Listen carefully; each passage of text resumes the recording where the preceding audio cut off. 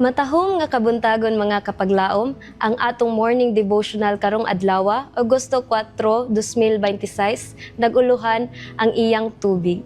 O ang atong teksto makita sa Juan 7, versikulo 37 nga nag-ingon, ug unya sa katapusang adlaw, ang labing dakong adlaw sa piyesta, si Jesus mitindog og misinggit nga nag-ingon, kung adunay tawong giuhaw, umari siya kanako og uminom.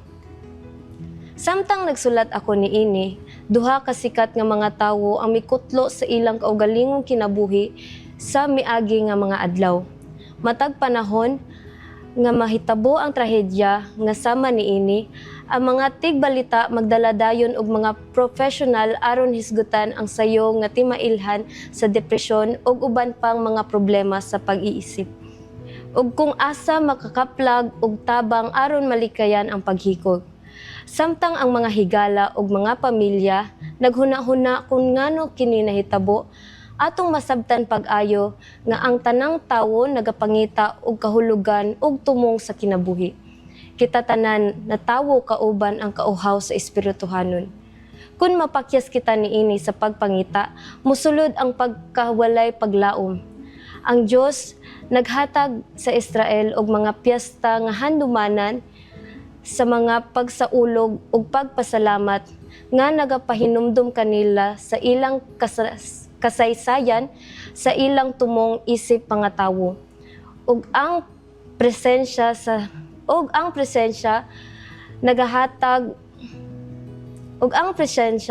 paghatag sa Dios sa ilang kagahapon karon ug ugma.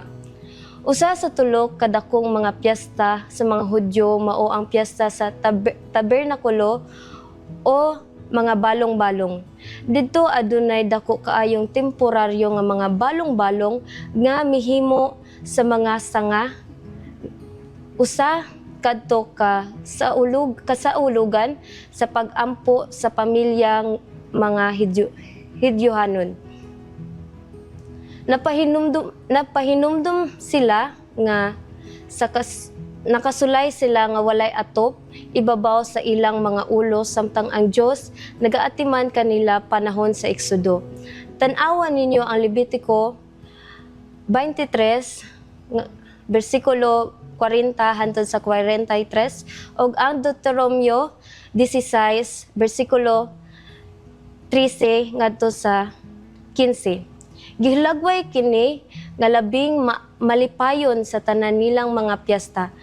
Kadto usab usa ka pagsaulog sa pagpasalamat sa pagpangani nga usahay yano lang nga tawgon og piyesta. Kini nga piyesta napuno sa mga simbolo, usa sa makalingaw kaayo nga talan-awon mao ang paghalad og tubig. Matag adlaw ang saserdote moapil sa usa ka prosesyon, bitbit ang buluwanon nga pitsil sa tubig gikan sa linaw nga si Luam. Balik ngadto sa templo samtang ang mga tawo nagalitok sa pulong sa Isaias 12 bersikulo 3 nag-ingon, busa uban ang kalipay kanamo managtimba og tubig gikan sa mga atabay sa kaluwasan. Ug nag-awit sila sa lahel. Makita kini sa Salmo 113 to 118. Nahinumdum sila sa paghatag sa Dios kanila og tubig didto sa kamingawan ug nagampo usab sila sa ulan. Giingon nga ang sa katapusang adlaw milibot sila sa halaran sa ikapito kahigayon. Dito sa ikapito ang dakong adlaw.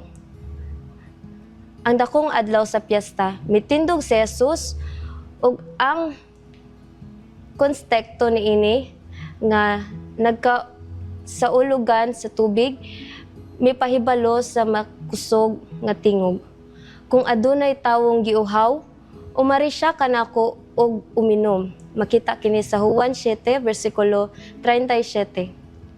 Oo, si Jesus lamang mao ang makatagbaw sa alabing lalom nga mga kauhaw nato. Mag-ampo ta mga kapaglaom. Dalagon ka o Dios ning takna sa kagbuntagon Ginoo. Dako amang pasalamat diha kanimo diin imo na pud kaming gihatagan og bag-ong adlaw nga maka-alaga diha kanimo Ginoo.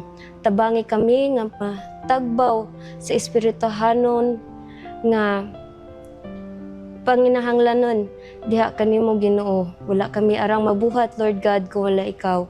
Busa kini tanan among gipangayo gipasalamatan ug gilaumang madawat sa ngalan ng Hesus. Amen.